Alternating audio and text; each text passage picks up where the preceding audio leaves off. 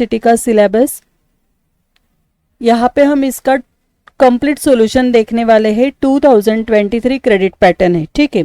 तो financial analysis and control ये एक पेपर 70 मार्क्स का होता है। Question number 1 and 7 are compulsory. देखो क्वेश्चन नंबर 1 ये जो है ये है 6 मार्क्स के लिए एंड यहाँ पे फिलिंग द ब्लैंक्स है 6। उसके बाद क्वेश्चन नंबर 2 जो है prepare comparative balance sheet and given interpretation, 18 marks के लिए ये प्रॉब्लम आता है, सेकेंड प्रॉब्लम। उसके बाद थर्ड प्रॉब्लम जो है वो है you are required to prepare for the year 31st March 2024 statement changing working capital fund flow statement। मतलब ये फंड फ्लो स्टेटमेंट का प्रॉब्लम है जो 18 मार्क्स के लिए है। क्वेश्चन नंबर 4 ये कैश फ्लो स्टेटमेंट दिया है। देखो prepare cash flow statement 18 marks के लिए। उसके बाद क्वेश्चन नंबर 5 क्वेश्चन नंबर 5 यहाँ पे उन्होंने बोला है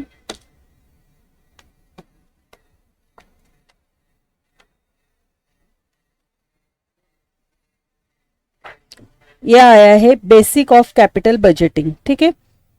तो कैलकुलेट करना है हमें simple and discounted pay back period calculate करना है, calculate net present value and present value index, advise the management whether to go for the project और नॉट, ऐसे कैलकुलेशन करना है। उसके बाद क्वेश्चन नंबर 6 ये पूरा थ्योरी है जो 18 मार्क्स के लिए है। Defined statement of changes in financial position, explain the importance of statement of changes in financial position, okay. उसके बाद क्वेश्चन नंबर 7 ये पूरा क्या है शॉर्ट नोट्स है। तो यहाँ पे question number 1 and question number 7 compulsory है।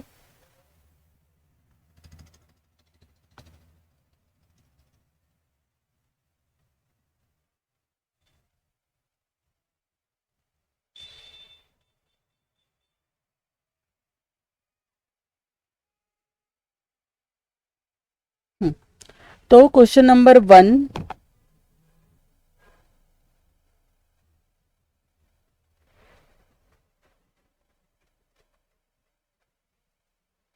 ये देखो question number 1 and question number 7 ये कंपल्सरी है एंड क्वेश्चन नंबर 2 3 4 5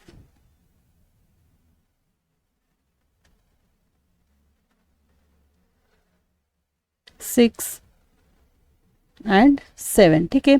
ये तो कंपल्सरी है, ये फिलिंग द ब्लैंक्स है एंड ये शॉर्ट नोट्स है। अभी क्वेश्चन नंबर 2 से लेके 6 तक हमें एनी 3 प्रॉब्लम सॉल्व करने हैं, ठीक है। तो क्वेश्चन नंबर 2 प्रॉब्लम है, उसके बाद क्वेश्चन नंबर 3 प्रॉब्लम है, क्वेश्चन नंबर 4 चैप्टर ये यूनिट 1 से आया है, क्वेश्चन नंबर 3 यूनिट 2 से आया है, क्वेश्चन नंबर 4 यूनिट 3 से आया है, क्वेश्चन नंबर 5 यूनिट 5 से आया है एंड क्वेश्चन नंबर 6 ये लॉन्ग आंसर है, ठीक है। तो आपको यहाँ पे मतलब आप अगर 3 प्रॉब्लम सॉल्व कर सकते हो या 2 प्रॉब्लम या लॉन्ग आंसर लिख सकते हो, ठीक है। तो अभी इस वीडियो में हम जो प्रॉब्लम स्टार्ट करने वाले हैं वो है question number 2 comparative balance sheet, ये नहीं, ये क्वेश्चन नंबर 3 स्टार्ट करने वाले हैं जो है फंड फ्लो स्टेटमेंट, ठीक है। इस वीडियो में हम फंड फ्लो स्टेटमेंट का कंप्लीट सॉल्यूशन देखने वाले हैं। देखो balance sheet of Bikusa limited Ahmedabad as on 31 March 2024। 31 March 2024 का बैलेंस शीट दिया है। लायबिलिटीज एंड एसेट्स, लायबिलिटीज में share capital, reserve fund, profit and loss, 4% debentures, creditors, bills payable. Asset में goodwill, machinery, investment, cash, debtors, bills receivable, stock, preliminary expenses. यहाँ पे 2 column दिए, मतलब 2 years की इंफॉर्मेशन है जो है 22 एंड 23, उसके बाद 23 एंड 24 की इंफॉर्मेशन है। The additional information relating to the year 23-24 is as follows. In July, company paid a dividend 4%। देखो कंपनी ने कितना डिविडेंड पेड किया है 4% for the year ended 31 March 2024 के लिए डिविडेंड पेड किया है। उसके बाद during the year 2023-24 machinery sold was sold for ₹15,000। 15,000 की मशीनरी हमने क्या की है, सोल्ड की है। तो मशीनरी के ऊपर आपको टिक मार्क करनी है। उसके बाद इन अक्टूबर 2023 4% debentures were redeem at premium of 5%। तो 4% डिबेंचर्स के ऊपर टिक मार्क होगी, ठीक है। You are required to prepare, क्या क्या प्रिपेयर करने के लिए बोला है, statement of changes in working capital, मतलब वर्किंग कैपिटल का स्टेटमेंट हमें यहाँ पे बनाना है। उसके बाद fund flow statement and last है adjusted profit and loss account. ये देखो, ये यहाँ पे चेंज इन वर्किंग कैपिटल। अभी चेंज इन वर्किंग कैपिटल जब हम स्टेटमेंट बनाते हैं इस, तो यहाँ पे करंट एसेट्स माइनस क्या करना होता है, करंट लायबिलिटीज करना होता है, ठीक है। करंट एसेट से अगर करंट लायबिलिटीज हम माइनस करेंगे तो हमें क्या मिलने वाला है, वर्किंग कैपिटल मिलेगा। तो यहाँ पे पूरा current assets and current liabilities का पोस्टिंग होने वाला है। Current assets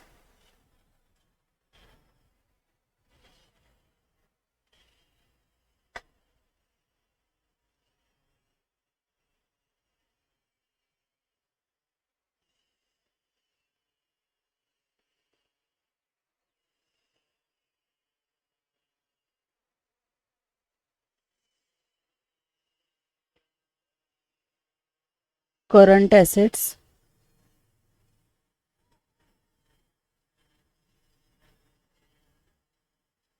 underline. उसके बाद करंट एसेट्स के बाद 6 to 7 लाइन्स लीव करनी है। उसके बाद लिखना है करंट लायबिलिटीज, मतलब करंट एसेट से हम करंट लायबिलिटीज माइनस करने वाले हैं। यहाँ पे लिखो current liabilities, okay. Current asset से हमें करंट लायबिलिटीज माइनस करनी है तो वर्किंग कैपिटल मिलेगा। उसके बाद adjusted profit and loss account. अभी adjusted profit and loss account में क्या आने वाला है, अगर लॉस होता है तो वो कहाँ पे आएगा, डेबिट साइड में आएगा। अगर प्रॉफिट होता है तो वो कहाँ पे आना चाहिए, adjusted profit and loss account में आना चाहिए। एंड लास्ट है फंड फ्लो स्टेटमेंट। अभी यहाँ पे डेबिट साइड मतलब सोर्सेस है एंड क्रेडिट साइड मतलब एप्लीकेशन है। तो सोर्सेस का मतलब क्या होता है, अमाउंट रिसीव्ड। आपको समझने के लिए मैं यहाँ पे लिख रही हूँ अमाउंट रिसीव्ड। अगर हम पेमेंट करते हैं तो वो कहाँ पे आने वाला है, क्रेडिट साइड में मतलब एप्लीकेशन, ठीक है।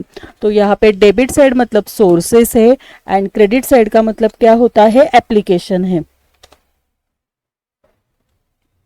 ओके। चलो अभी प्रॉब्लम सॉल्व करते हैं।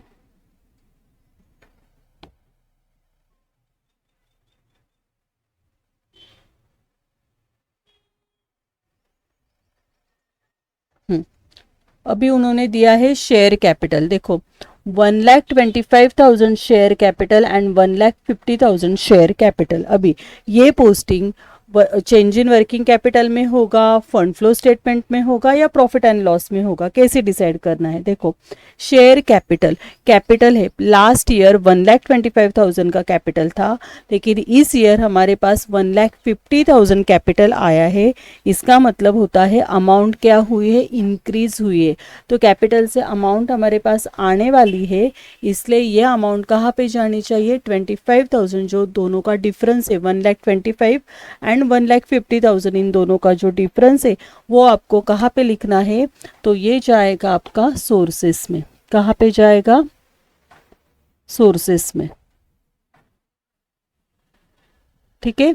125 से 1,50,000 मतलब अमाउंट 25,000 से क्या हो गई है, इंक्रीज हो गई है कैश। तो फंड फ्लो स्टेटमेंट के डेबिट साइड में हम लिखने वाले हैं सोर्सेस में क्या लिखेंगे, issue of shares. Fund flow statement के डेबिट साइड में आपको लिखना है इशू ऑफ शेयर्स। कितने अमाउंट है वो, 25,000। कैसे आई, तो 1,25,000 एंड 1,50,000, इन दोनों का डिफरेंस क्या आया है, 25,000। उसके बाद क्या है आगे,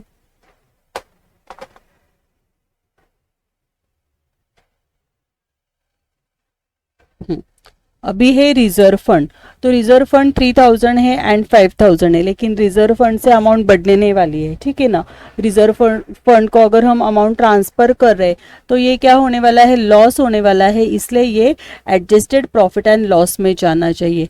लास्ट ईयर रिजर्व फंड 3000 था, इस ईयर रिजर्व फंड क्या हुआ है, इंक्रीज हुआ है।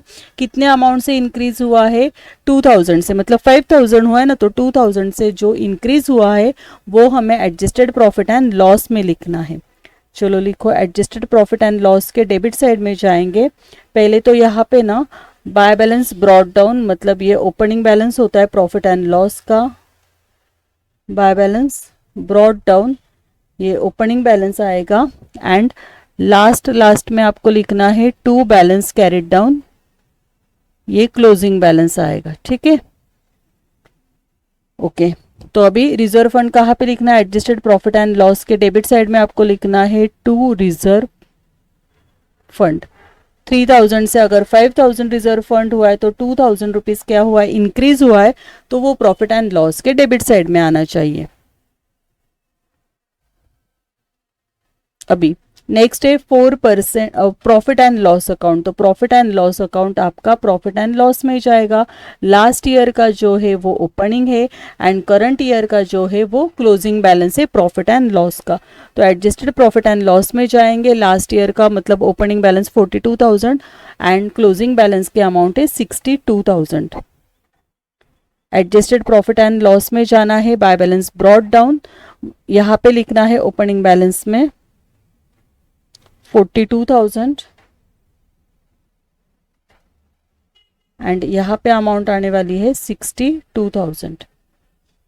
ओके,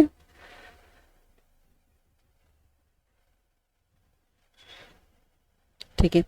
प्रॉफिट एंड लॉस के बाद उन्होंने दिया है 4% डिबेंचर्स एंड अमाउंट है 80,000, यहाँ पे है नील, ठीक है ना। मतलब लास्ट ईयर डिबेंचर्स 80,000 थे, लेकिन इस बार जीरो अमाउंट हो गई, नील है। एंड एडजस्टमेंट क्या दी डिबेंचर्स के ऊपर, ये देखो थर्ड, इन अक्टूबर 2023 4% डिबेंचर्स वर रिडीम। रिडीम का मतलब होता है पेमेंट या पेड, ठीक है। रिडीम का मतलब क्या होता है, पेमेंट। तो कितना पेमेंट किया है, at a premium of 5%, 5% premium से 4% डिबेंचर्स का पेमेंट किया है, रिडम्शन किया है। तो अभी हम इसकी वर्किंग नोट बनाएंगे, फिर बाद में पोस्टिंग करेंगे। देखो वर्किंग नोट कैसे बनेगी। ओके, अभी 4% डिबेंचर्स, 4% डिबेंचर्स, ठीक है। लास्ट ईयर अमाउंट थी 80,000, करंट ईयर अमाउंट क्या है, नील है, मतलब अभी इसका पेमेंट किया है।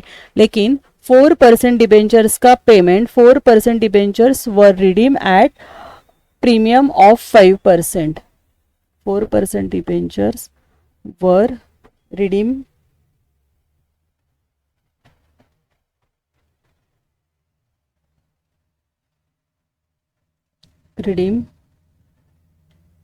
at premium of 5% प्रीमियम, ठीक है। तो अभी देखो 80,000 हमारी 4% डिबेंचर्स के अमाउंट है, अगर हम 5% प्रीमियम पेड कर रहे हैं तो ये अमाउंट यहाँ पे ऐड हो जाएगी, है कि नहीं। इसके ऊपर 5% आपको निकालना है प्रीमियम। 80,000 के ऊपर 5% मतलब कितना आएगा, 4,000 रुपीज़। तो 4,000 रुपीज़ हमारा क्या है, प्रीमियम है। तो अभी यहाँ पे जो पेमेंट कर रहे ये कितना हो जाएगा, 84,000। देखो पेमेंट करना है, रिडम्शन करना है, इसलिए ये अमाउंट कहाँ पे जाएगी, इसका इफेक्ट कहाँ पे हो जाएगा, इसका इफेक्ट आपका जाना चाहिए फंड फ्लो स्टेटमेंट में, लेकिन कहाँ पे, एप्लीकेशन में। एक इफेक्ट कहाँ पे जाएगा, एप्लीकेशन में, क्योंकि इसका हम पेमेंट कर रहे हैं, ठीक है। लेकिन जहाँ पे 80,000 था तो पेमेंट हम 84,000 कर रहे हैं, तो 4,000 जो एक्सेस दे रहे या जो लॉस हो रहा है, एक्सपेंसेस हो रहा है या लॉस हो रहा है, तो वो कहाँ पे लिखना चाहिए आपको, प्रॉफिट एंड लॉस एडजस्टमेंट के एडजस्टेड प्रॉफिट एंड लॉस के डेबिट साइड में इसका सेकेंड इफेक्ट जाना चाहिए, ठीक है। ये दो इफेक्ट हो जाएंगे, ठीक है ना। रिडम्पशन का मतलब होता है पेमेंट। 4% डिबेंचर्स 80,000 था, 80,000 के ऊपर हमने 5% प्रीमियम निकाला, मतलब 84,000 का पेमेंट करने वाले हैं, तो ये जाना चाहिए आपका एप्लीकेशन में। एंड एक्सेस 4,000 या 4,000 प्रीमियम हम दे रहे तो हमारा लॉस होने वाला है, तो ये जाना चाहिए आपका एडजस्टेड प्रॉफिट एंड लॉस में, ठीक है। तो पहले जाएंगे एप्लीकेशन में। एप्लीकेशन में आपको यहाँ पे लिखना है रिडम्पशन ऑफ 4% डिबेंचर्स, लिखो यहाँ पे रिडम्पशन ऑफ 4% डिबेंचर्स। कितनी अमाउंट आएगी? 84,000, ठीक है। उसके बाद एडजस्टेड प्रॉफिट एंड लॉस में जाना है। एडजस्टेड प्रॉफिट एंड लॉस के डेबिट साइड में यहाँ पे लिखना है टू प्रीमियम एंड इसकी अमाउंट है 4,000, ओके।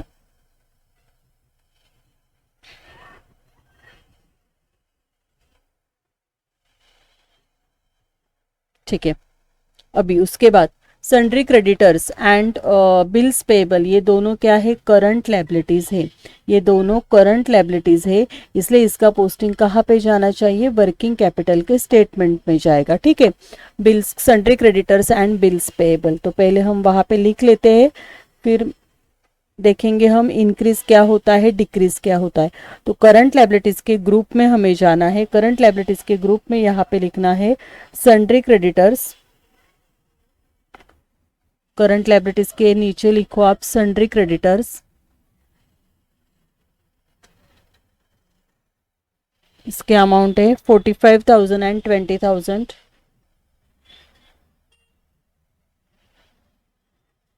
ठीक है। उसके बाद है बिल्स पेबल।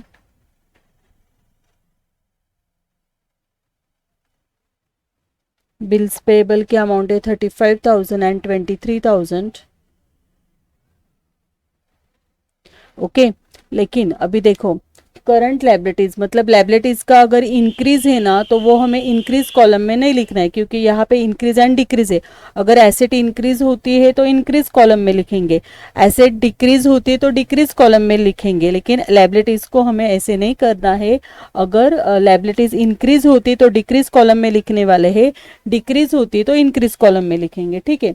तो अभी 45 से अगर 20,000 हमारी लायबिलिटीज क्या हो रही है, यहाँ पे दिख रहा है कि 20,000 हुआ है ना, मतलब डिक्रीज हुआ है, कम हुई है। कितनी अमाउंट कम हुई है? 25,000, है कि नहीं। 45,000 माइनस 20,000 करो तो 25,000, लेकिन डिक्रीज हुई है, लेकिन लायबिलिटीज में हमें ऑपोजिट करना है, तो लायबिलिटीज में हमें यहाँ पे इंक्रीज कॉलम में लिखना है आपको 25,000। उसके बाद बिल्स पेबल की अमाउंट 35,000 से लेके अगर 23,000 हो रही, मतलब कम हो रही है, 35,000 माइनस 23,000 करो तो अमाउंट कितनी आएगी? 12,000 रुपीज़। लेकिन 12,000 रुपीज़ डिक्रीज, कम दिख रहे हैं, लेकिन कौन से कॉलम में लिखने वाले हम? इंक्रीज कॉलम में। ये सिर्फ आपको लायबिलिटीज को करना है। इंक्रीज है तो डिक्रीज के कॉलम में लिखेंगे, डिक्रीज है तो इंक्रीज के कॉलम में लिखना है, ओके, ठीक है। तो यहाँ पे हमारी लायबिलिटी साइड कंप्लीट हुई है। अभी जाएंगे एसेट साइड में। अभी एसेट साइड में, एसेट में दिया है गुडविल जो है 5,000 रुपीज एंड 12,000 रुपीज। तो गुडविल का पोस्टिंग देखो, 5,000 से 12,000 गुडविल इंक्रीज हुआ है, मतलब अमाउंट इंक्रीज हुई ना, 5 से 12,000 हुई है, 7,000 इंक्रीज हुआ है। तो आपको ये लिखना है प्रॉफिट एंड लॉस के क्रेडिट साइड में, क्योंकि हमारा क्या हुआ है? प्रॉफिट हुआ है। अगर डिक्रीज हुआ होता तो वो कहाँ पे आता? एडजस्टेड प्रॉफिट एंड लॉस के डेबिट साइड में आएगा, ठीक है। तो अभी गुडविल ये प्रॉफिट एंड लॉस का आइटम है, 5,000 से 12,000 हुआ है, मतलब गुडविल इंक्रीज हुआ है, यहाँ पे प्रॉफिट हुआ है। तो एडजस्टेड प्रॉफिट एंड लॉस के क्रेडिट साइड में जाएंगे, यहाँ पे लिखेंगे बाय गुडविल एंड दोनों का डिफरेंस लिखना है 5,000 एंड 12,000, मतलब 7,000 दोनों का डिफरेंस आने वाला है, ठीक है।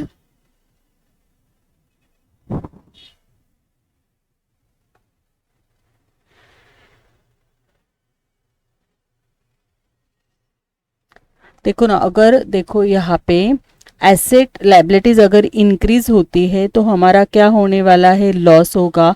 लाइबिलिटीज हमारी डिक्रीज होती है तो हमारा क्या हो जाएगा, प्रॉफिट होगा। लॉस होगा तो प्रॉफिट एंड लॉस के डेबिट में आना चाहिए। अगर प्रॉफिट होता है तो प्रॉफिट एंड लॉस के कहाँ पे आएगा, ये क्रेडिट साइड में आएगा, है कि नहीं। यहाँ पे अगर एसेट हमारी इंक्रीज हो रही, एसेट हमारी क्या हो रही, इंक्रीज हो रही, तो हमारा क्या होने वाला है, प्रॉफिट होने वाला है, इसलिए ये प्रॉफिट एंड लॉस के क्रेडिट साइड में आएगा। अगर एसेट हमारी डिक्रीज हो रही तो हमारा क्या होगा, लॉस होगा, तो ये प्रॉफिट एंड लॉस के कहाँ पे आना चाहिए, डेबिट साइड में आना चाहिए। ये मैंने पूरा पोस्टिंग आपको ये सिर्फ प्रॉफिट एंड लॉस का बताया, प्रॉफिट एंड लॉस के लिए, ठीक है। अभी यहाँ पे है मशीनरी, 27,000 एंड 15,000 की मशीनरी है। तो अभी 27,000 एंड 15,000, लेकिन मशीनरी के ऊपर एडजस्टमेंट है।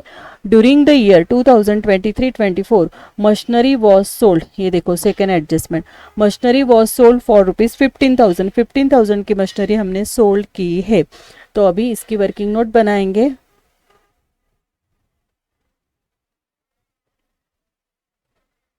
मशीनरी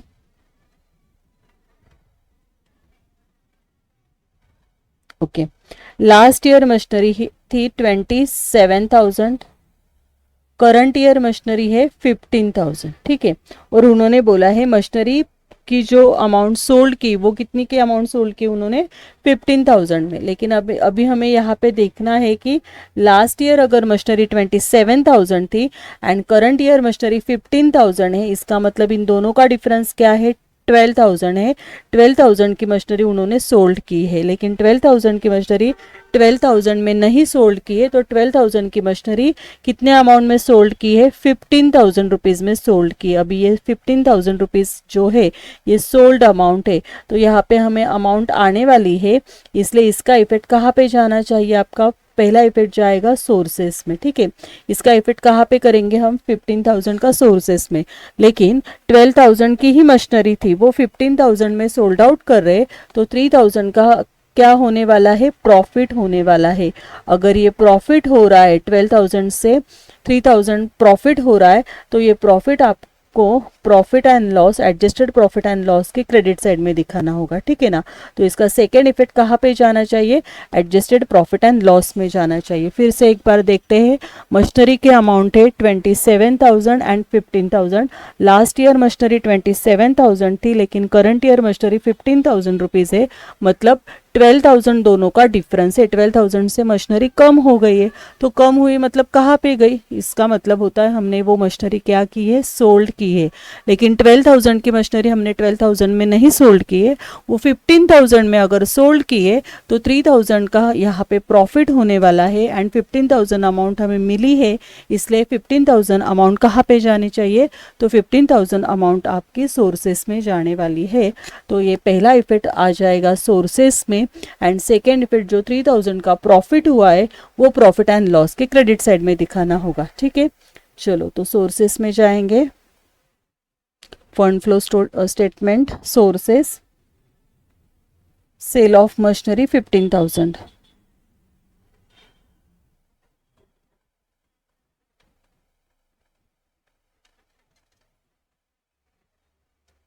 ओके, एंड 3,000 का जो प्रॉफिट हुआ है वो हमें दिखाना है प्रॉफिट एंड लॉस के क्रेडिट साइड में, और यहाँ पे लिखेंगे by profit on sale of machinery,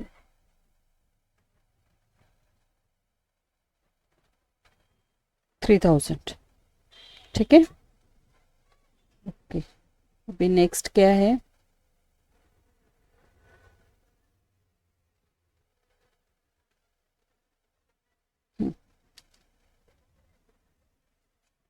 अभी नेक्स्ट दिया है, ये देखो इन्वेस्टमेंट, इन्वेस्टमेंट 10,000 एंड 15,000 है। अगर 10,000 से 15,000 इन्वेस्टमेंट हो रही तो इन्वेस्टमेंट इंक्रीज हुई है, तो कहाँ से इंक्रीज होगी, इसका मतलब 5,000 की इन्वेस्टमेंट हमने क्या की है, परचेस की है। अगर 5,000 की इन्वेस्टमेंट हम परचेस करेंगे तो इसका इफेक्ट कहाँ पे जाना चाहिए, तो इसका इफेक्ट जाना, क्योंकि पेमेंट करेंगे ना ये, तो इसका इफेक्ट कहाँ पे जाना चाहिए, इसका इफेक्ट जाएगा आपका एप्लीकेशन में। चलो तो अभी फंड फ्लो स्टेटमेंट में जाएंगे, वहाँ पे एप्लीकेशन में लिखेंगे परचेस ऑफ इन्वेस्टमेंट, एप्लीकेशन में आपको लिखना है परचेस ऑफ इन्वेस्टमेंट, कितनी अमाउंट है उसकी 5000। Okay,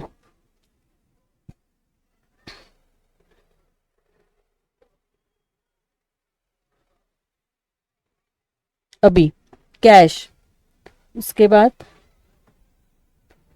cash, debtors, bills receivable and stock, ये पूरी क्या है हमारी करंट एसेट है। ठीक है, तो ये कहाँ पे आएगा, फिर वर्किंग कैपिटल में आएगा। इंक्रीज है तो इंक्रीज कॉलम में लिख देंगे, डिक्रीज है तो डिक्रीज कॉलम में लिखेंगे। तो अभी cash, debtors, bills receivable and stock ये हम वर्किंग कैपिटल में, चेंज इन वर्किंग कैपिटल में लिखने वाले हैं। करंट एसेट के ग्रुप में आपको लिखना है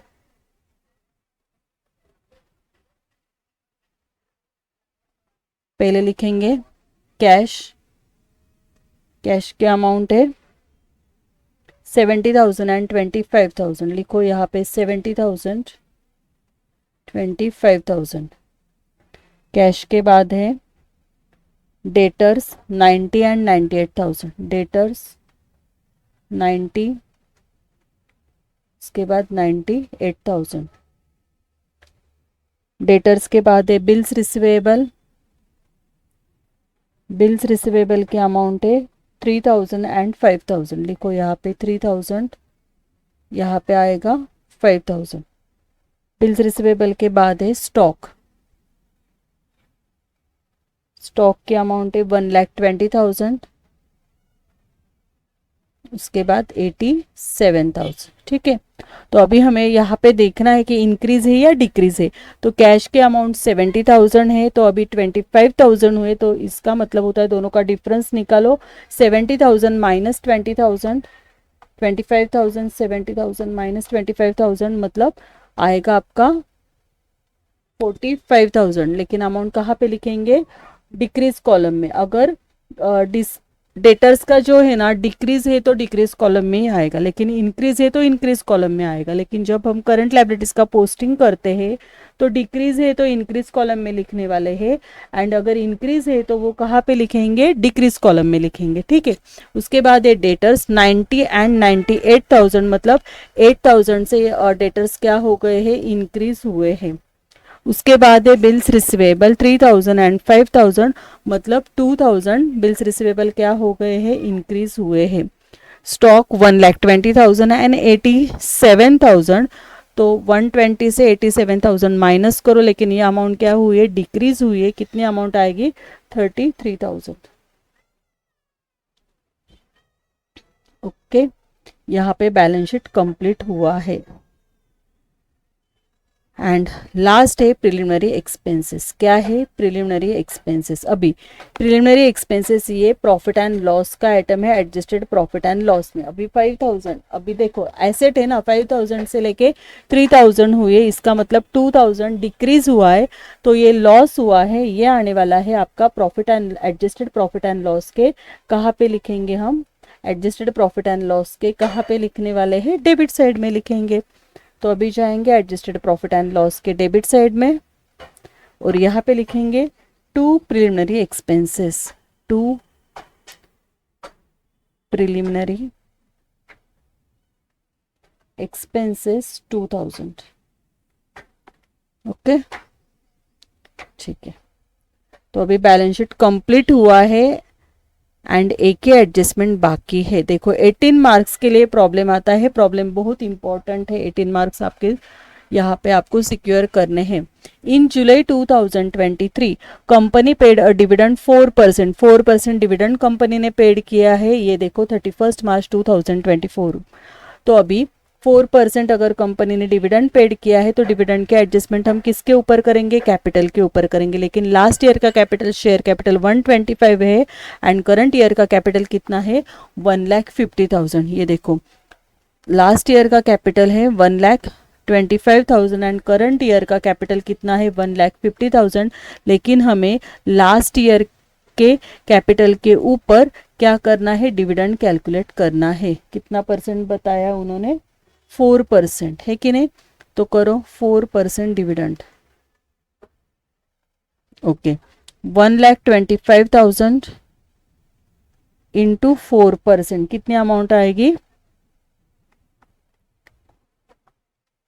1,25,000 इंटू 4%, यह अमाउंट आ रही है आपकी 5,000। अभी 5,000 के दो इफेक्ट करेंगे डिविडेंड का, तो पेमेंट करना पड़ेगा, पेमेंट ऑफ डिविडेंड। तो पेमेंट ऑफ डिविडेंड मतलब ये कहाँ पे जाना चाहिए? ये जाएगा आपका एप्लीकेशन में, फंड फ्लो स्टेटमेंट के क्रेडिट साइड में, मतलब एप्लीकेशन में। उसके बाद पेमेंट कर रहे, लॉस हो रहा है, अगर लॉस हो रहा है तो ये जाना चाहिए आपका एडजस्टेड प्रॉफिट एंड लॉस के डेबिट साइड में। ठीक है, चलो इसका पोस्टिंग करेंगे। पहले जाएंगे एप्लीकेशन में,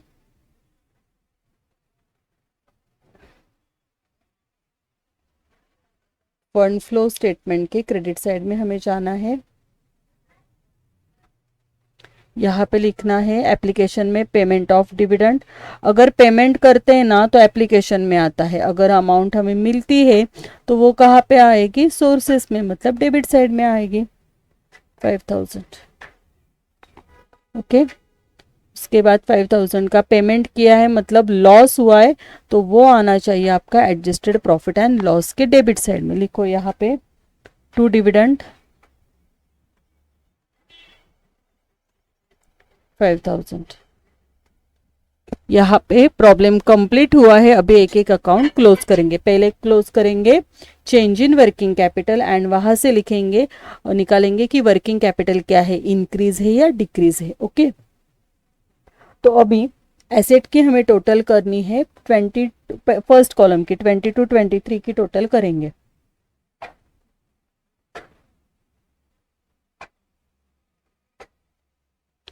करो यहाँ पे 70,000 प्लस 90,000 प्लस 3,000 प्लस 1,20,000, तो ये अमाउंट आ गई आपकी 2,83,000। लिखो यहाँ पे 2,83,000।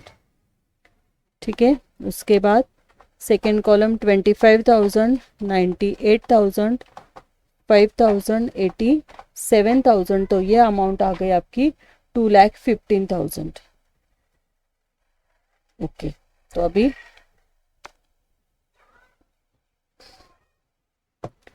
करंट लायबिलिटीज की टोटल करेंगे। करंट लायबिलिटीज के लिए 45,000 एंड 35,000, तो ये टोटल कितनी आएगी? 80,000। उसके बाद 20 एंड 23, मतलब ये टोटल आने वाली आपकी 43,000। ठीक है, ये total A and total B. अभी ए से हमें क्या करना है? बी को माइनस करना है। ए से हमें क्या करना है? बी को माइनस करना है। ठीक है ना, करो चलो। 2,83,000 माइनस 80,000, तो ये अमाउंट कितनी आएगी? 2,03,000। उसके बाद 2,15,000 माइनस 43,000 करना है आपको। 2,15,000 माइनस 43,000, 1,72,000।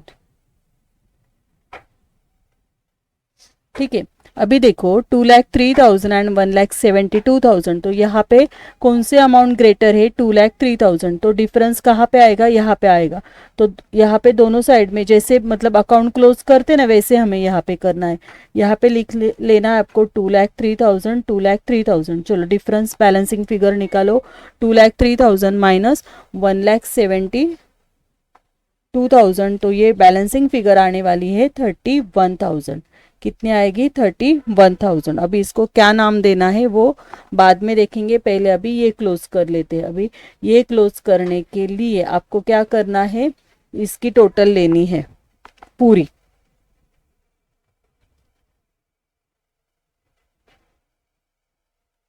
ठीक है ना, चलो इंक्रीज कॉलम की टोटल करनी है आपको।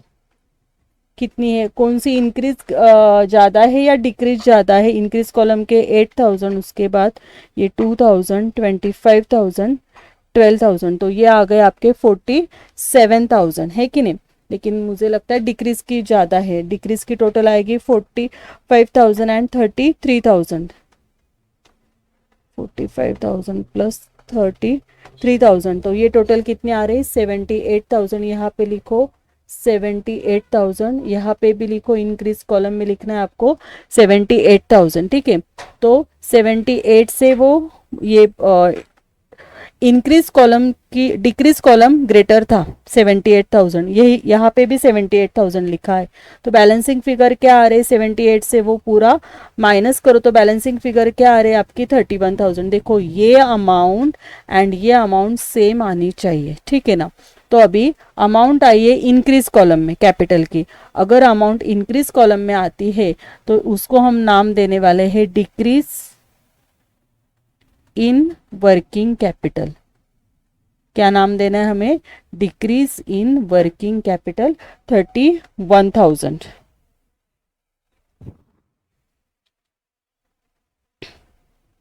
ओके, एंड इसको लेके जाना है हमें, कहाँ पे लेके जाएंगे हम, ये सोर्सेस में।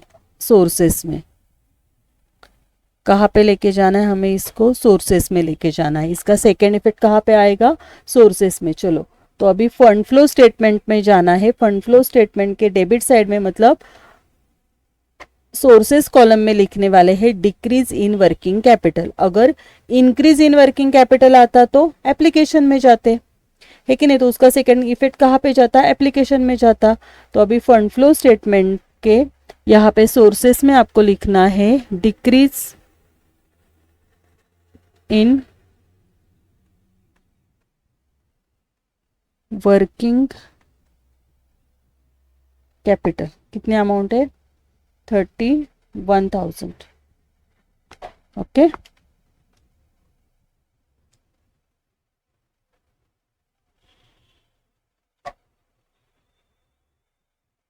ठीक है। अभी हमें क्लोज करना है इसका profit and loss, adjusted profit and loss account हम क्लोज करने वाले हैं। अभी adjusted profit and loss account के लिए यहाँ पे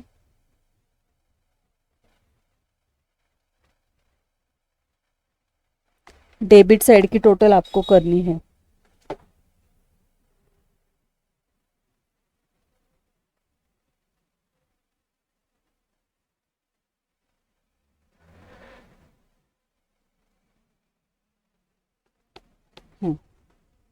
डेबिट साइड की टोटल आएगी 2,000, उसके बाद 4,000, 2,000, 5,000 एंड 62,000। तो इसकी टोटल आ गई 75,000। सेम टोटल क्रेडिट साइड में लिखनी है 75,000। ओके, 75,000 से क्रेडिट साइड माइनस करनी है 42,000, उसके बाद 7,000 एंड 3,000। तो बैलेंसिंग फिगर आने वाली है 23,000 एंड इसको नाम देना है by funds from operation. By funds from operation, ठीक है। एंड इसका इफेक्ट लिखने वाले हम, सेकेंड इफेक्ट इसका जाएगा सोर्सेस में। चलो, तो अभी फंड फ्लो स्टेटमेंट के डेबिट साइड में जाएंगे, सोर्सेस में लिख देंगे funds from operation 23,000।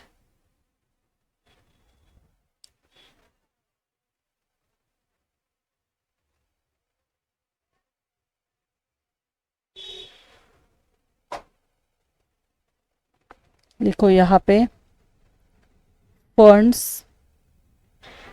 From operation. देखो प्रॉब्लम ना, change in working capital, current assets, current liabilities आएगा। फंड फ्लो स्टेटमेंट में देखना है एसेट सोल्ड हो रही या परचेस हो रही तो वो पोस्टिंग आना चाहिए, है कि नहीं। फंड्स फ्रॉम ऑपरेशन और ये अमाउंट आएगी 23,000, क्योंकि 18 मार्क्स के लिए प्रॉब्लम है, बहुत ज़्यादा वेटेज है इसका। चलो, अभी इसको टैली करो। 25,000 प्लस 15,000 प्लस 31,000 प्लस 23,000, तो इसकी सोर्सेस की टोटल आ रही 94,000, ठीक है।